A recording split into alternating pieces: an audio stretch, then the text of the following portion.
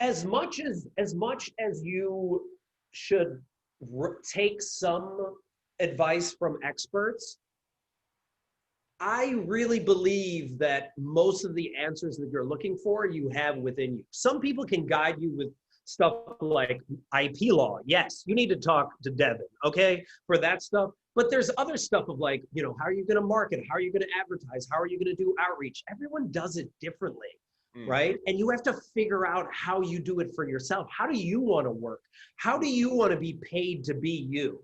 Because you don't want to leave a job, like a corporate job, only to do the exact same pattern at your business, because you left that corporate job to be free. So if you're doing it the exact same way, then what are you doing?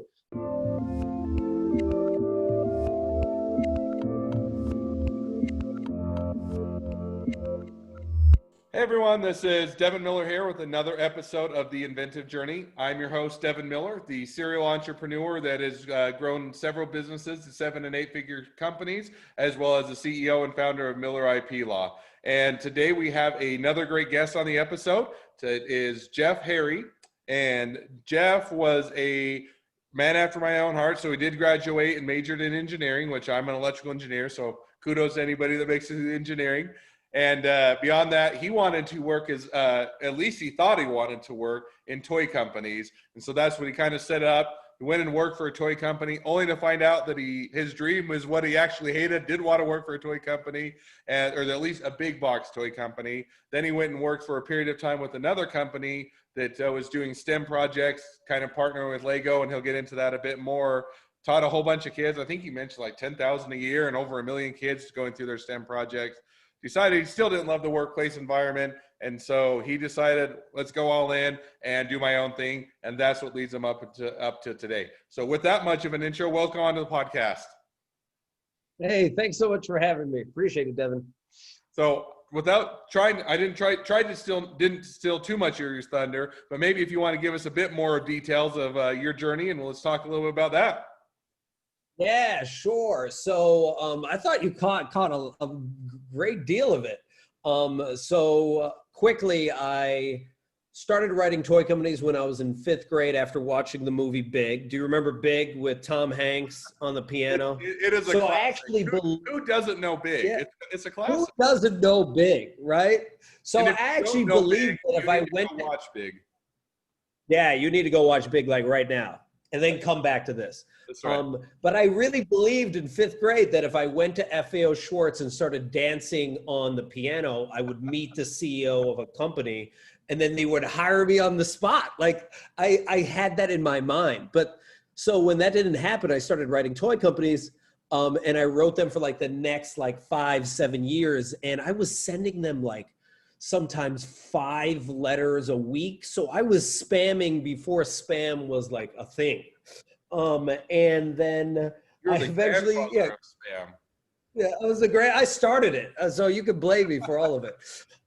And so then in college, I majored in engineering because I was told by a toy company to go into engineering. Should never have listened to that toy company. They went out of business. But so they actually responded to some of your spam and told you that's what you should do? So because I wrote it on a word processor, that's how old I am. I wrote it on a word processor. I think a lot of companies thought I was an adult. They didn't realize I was a child writing them, because I would always it would be 3 or 4 pages long with full of ideas. So yeah, I would get the regular letter back that was like, thank you, but we're not interested at this time. And then one time someone wrote, it was Cap Toys that made crossbows and catapults. And they wrote and they said, you should go into mechanical engineering. And I probably should have listened to them, but whatever. I did. And I went in there, was there for 4 years, obviously. And then I went to New York and applied to hundreds of toy companies there. And eventually I got to work for one. And it was just, as you said, it was horrible. There was no play, no kids, no fun, no toys to play with. I was like this, and then I came to the Bay Area and worked for other toy companies like Sega. Same thing, no play, no fun. And then I found this random organization that was teaching kids engineering with Lego, and it only had 7 people in it. And then I stayed with them for the next 15 years, and we grew it to. You jumped over something that I'll dive into just a bit deeper. So you did all this work. So you started at, you say, 5th grade, writing all the letters. You got a whole bunch of rejections. Then you said, okay, I'm going to go into engineering. That's what they told me to do. And you landed your dream job. How was it to get into your dream job only to find out it's not really your dream job? Was it soul crushing? Yeah, it was so disappointing because even how I got it, this was interesting. So writing those letters actually helped because I remember writing a letter to the Toys R Us Corporation telling them to open up their toys in the stores because I was like, you need more experience in the stores. And I wrote that while I was in New York. And then that got me an interview with HR because I stood out. And because then I was with them, they were like, oh, well, maybe you should work in our department that helps design toys. So they were like, there was an avenue through Toys R Us that I was gonna go through. And I was like, oh, I'm here. Like I was living in Brooklyn, commuting to Paramus, New Jersey, which was horrible, like 2-hour drives. But I was like, whatever, this is gonna be great. And it was horrible. It was just the worst. I was working for Toys R Us International. I thought I would be like, doing a lot of really creative stuff, but I was just making reports that no one was ever gonna read. And when I would bring up the fact that there was no fun here, they'd be like, you don't know what you're talking about. Fun's overrated. Who needs fun in a toy store? Who needs fun at a toy store? Or at like a toy company? And then here's the crazy part. If you want to get into the details, 9/11 happened. And when 9/11 happened, I was in Paramus and I was like, what am I doing? I don't want to die in a cubicle, but also I want to still play. So I left the Toys R Us International Corporation and I transferred to their store because they were opening up the largest toy store in the world in Times Square. And I played with toys underneath a T-Rex for the next year. So I actually got to do what I wanted to do, which was awesome. And then I tried to unionize the store and that was a really bad idea. And then, so then I had to leave. But then I was like, okay, I still want to work for a toy company. So I went to the Bay Area, worked for Sega. Remember Sega? They had turned from console to games. And it was just like that company was about to go out of business. Like it just was not having any fun whatsoever, even though it was making some pretty dope games. And then I worked for some other organizations, but they're all so disappointing. So I remember just leaving and just having like a quarter life crisis where I was like, what am I going to do with my life? Like, I thought I had it, I did get it, and it was nothing that I wanted. And that's when I found this organization off of Craigslist of all things. These nerdy dudes were playing with Lego and they were teaching STEM through Lego when STEM wasn't even a thing. This was like 2004. Like STEM was not even a term that most people used at that time. It was very, it was just like nerdy guys, right? In other words, you did spamming before it was cool or not cool, and now you did STEM before it was cool or not cool. Yes. So, there you go. You're a trendsetter. Just all the nerdy things, right? And then when I was with that organization, because there were no rules, there was just 7 of us, so we were just kind of making it up as we go along. And our boss at the time was just like, yeah, if you want to make more money, go to another state. And we were like, how do we do that? And he's like, I don't know, just figure it out. So we would just figure it out, and we would pick states based off of whether they were fun states that we wanted to go to. No business plan, no analysis of the demographics. It was like Austin, Texas, yes. Boise, I don't know, no, not Boise yet. New York, yes. Like we would just like pick random places that we just felt were cool, and then found people that also wanted to play. And then fast forward 15 years later, we were then teaching 100,000 kids a year. We had taught over 1 million kids. We were then starting to partner with Lego, and we were doing this Lego Kids Fest tour with them where they'd rent out like the Arizona Cardinals Stadium, and we would run a section of their like event. And it was just so random, but it was all because we were just messing around. And then Fortune 500 companies started contacting us and asking us if we run team building events. And of course, we just said yes to everything, even though we had no idea what we were doing. Of course, right? Yeah, buddy, we'll do it. Of course we'll do it. How much do we charge? I don't know, an obscene amount of money. We'll just throw that number out. I remember saying to a tech company once, they were like, how much do you charge to build this huge thing for us? And I was like, okay, I'm going to say this low number. No, I'm going to double it. No, I'm going to triple it. And then I said it to them and they just said yes. And I was like, man, I'm just doing that all the time. I'm just doing that all the time from now on. Like, whatever. You can always put that asterisk, like, we'll change the budget for you.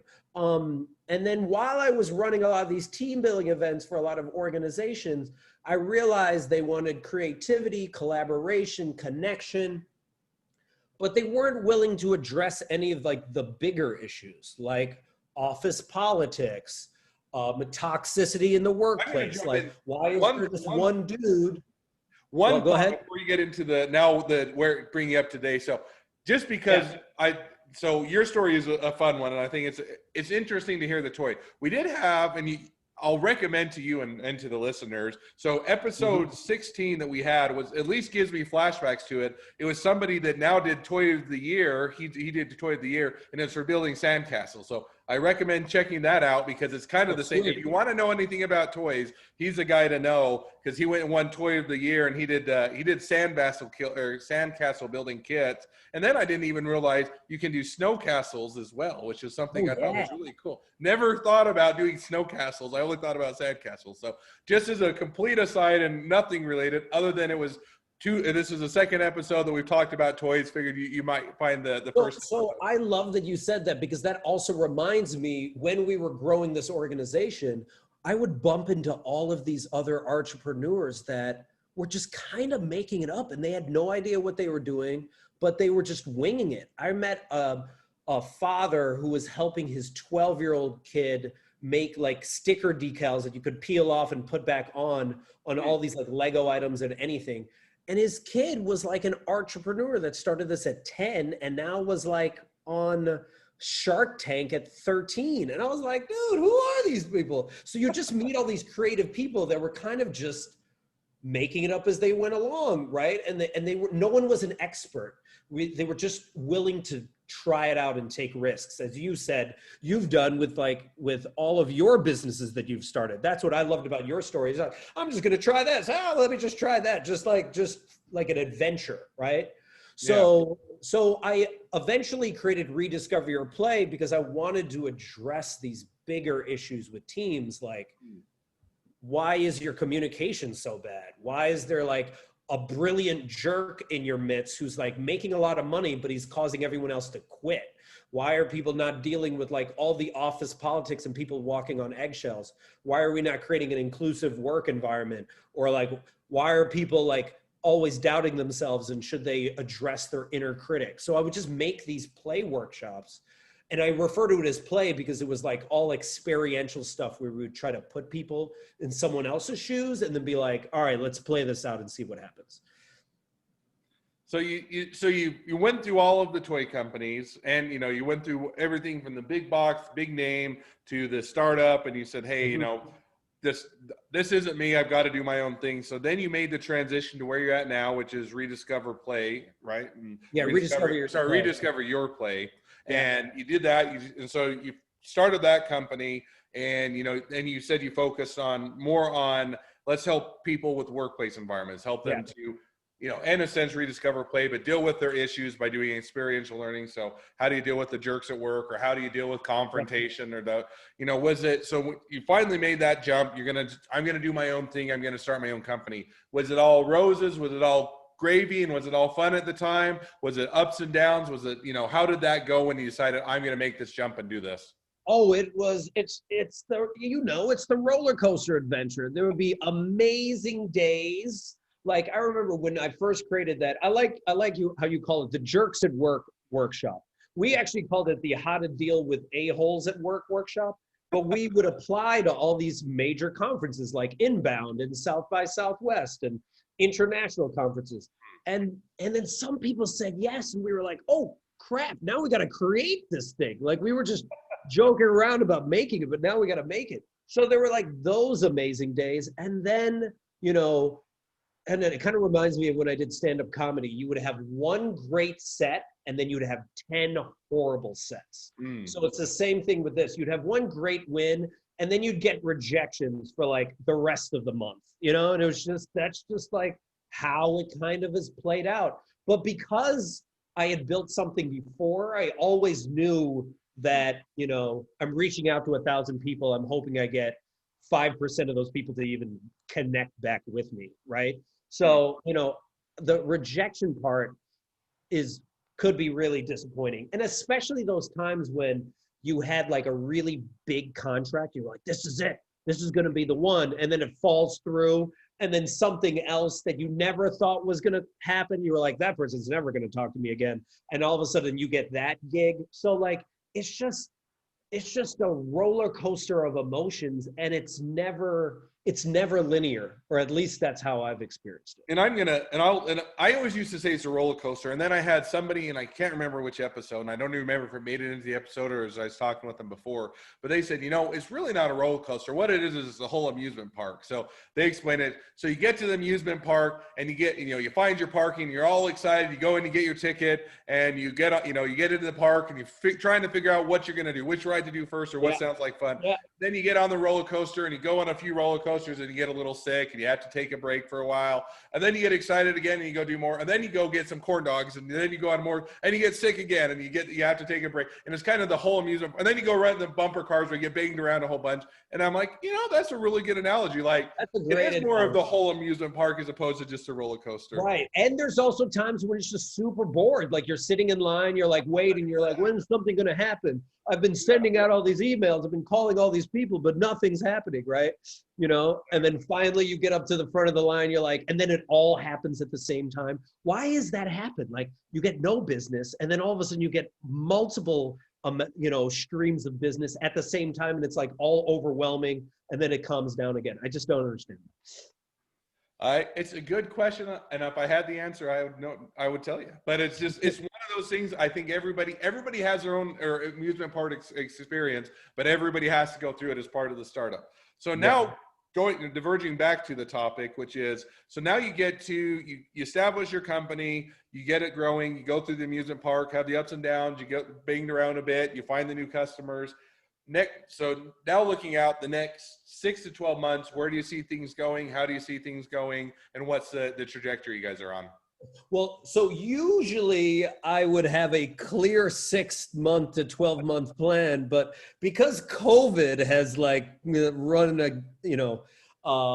it's just, I try not to plan that far ahead. Usually, if I was to answer it, my goal now is, I just applied to the TED Fellows program, so I'm hoping to get into that.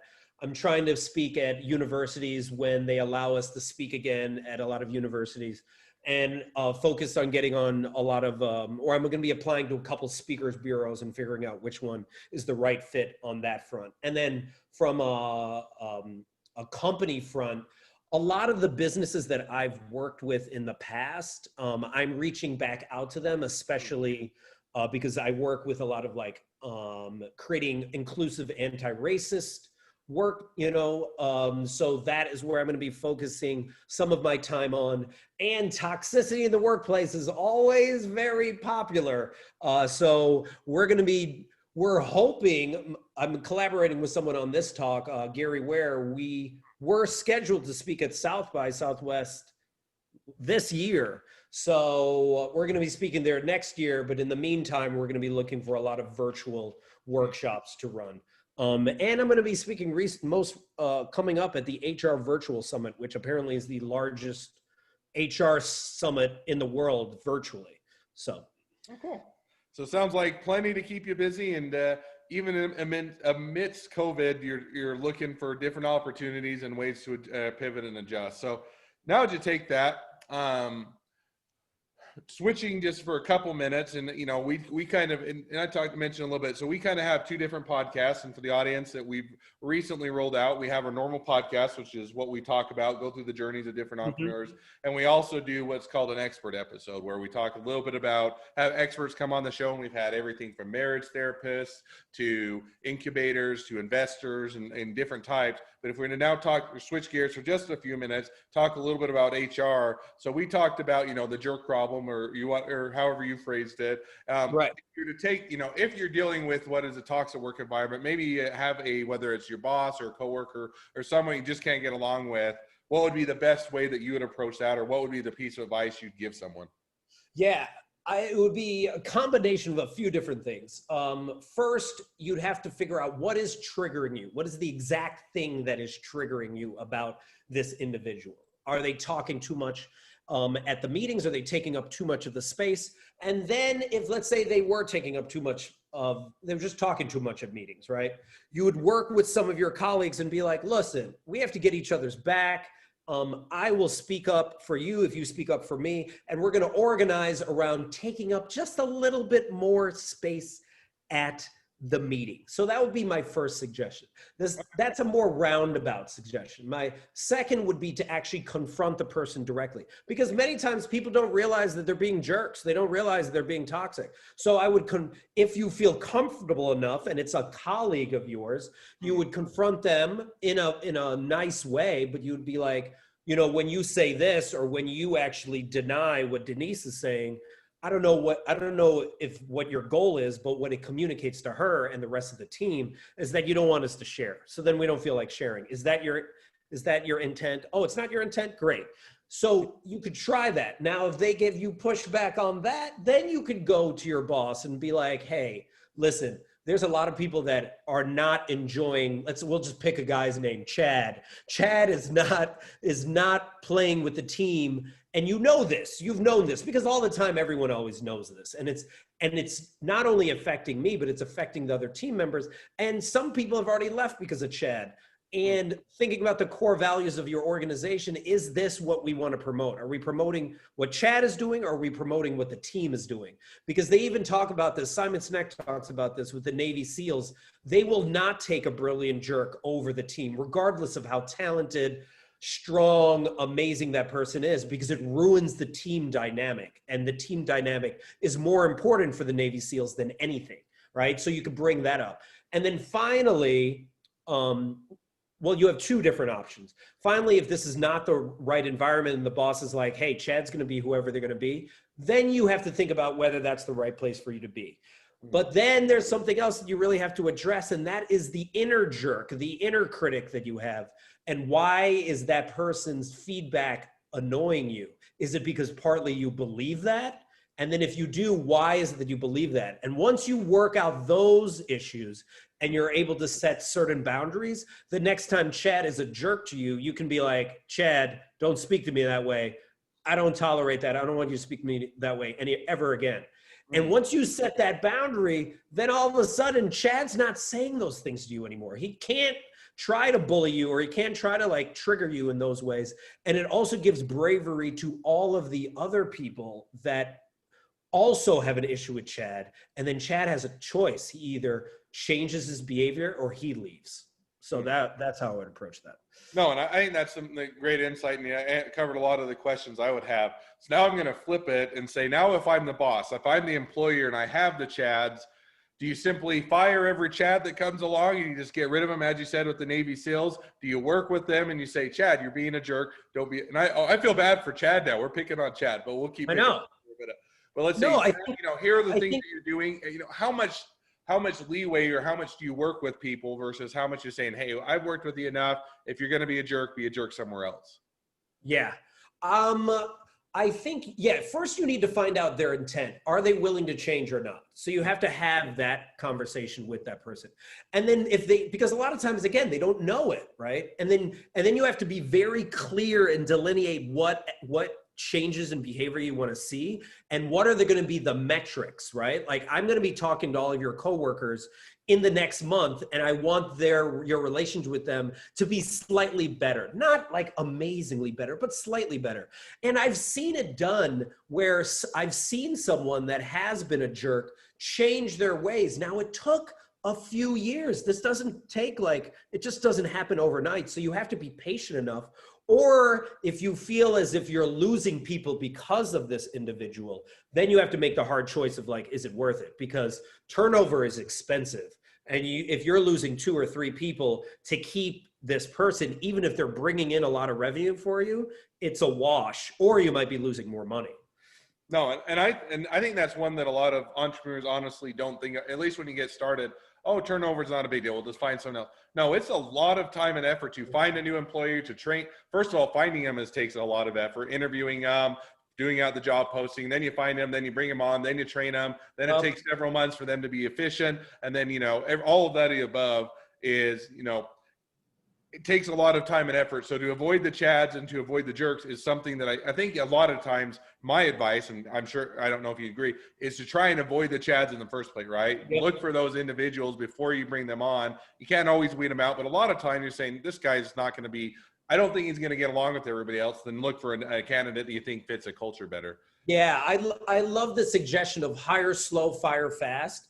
And I remember SHRM recently did a study, the HR organization, the national HR organization for the US, and they found that in the past 5 years, I think $223 billion have been lost due to turnover just based off of a toxic person. And that's only from reports of this. So it must be a higher number. So that turnover is costing so much money. So you have to look at it for yourself. What is happening with my organization, and can I reduce that turnover by dealing with this toxic person? No, absolutely. So now I'm going to ask one, and then I'll go to my last two questions I always ask, but I'll ask one question before that. So I love LinkedIn. I don't usually get in conversations because I think that most of the time then it kind of turns like Facebook and everybody argues, and then it's not as fun of a platform.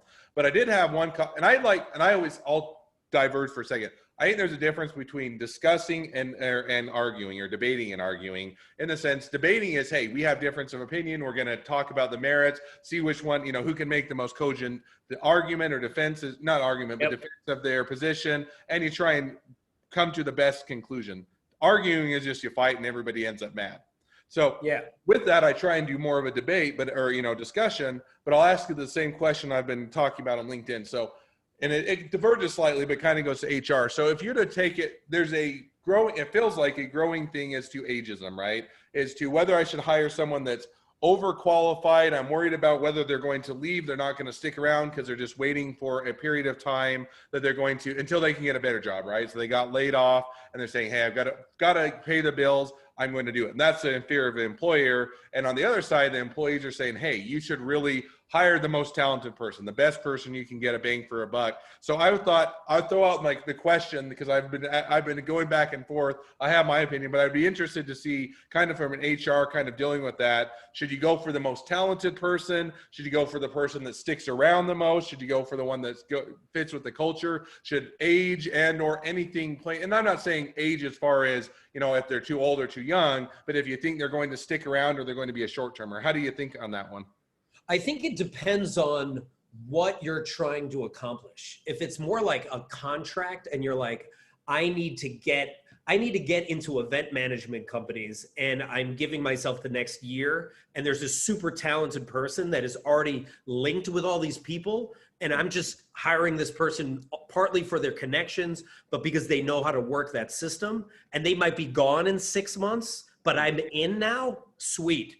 Then fine, let's hire them for the short term. But if it's something of like, I'm trying to build this wing of my organization and I need someone that's going to be there for the next few years, culture fit is like huge, which means I'm going to be doing many more interviews, and to the point where most people will be like, just hire someone already. And I'll be like, no, I don't want to hire someone already, because I'd rather wait till I have the right person than hire someone, train them, do all that things, and then get disappointed. Because there's also that other thing that a lot of people don't talk about is like the building of the connection with the person that you've hired and you've trained, and now they're connected and friends with others, and then they leave. That's super disappointing for everyone. And then other people start thinking, maybe I should leave too. Like, I don't know if this is the right place for me. And then what's interesting, going back to what you were saying about the arguing, I love this guy. I work with him from time to time. Eric Bailey wrote this book called Cure for Stupidity. And he always asks, are you arguing to be right, or are you having a discussion to understand? Like, if you're trying to understand someone, then it's not about being right or wrong. But like most of the time, we're trying to be right. Right?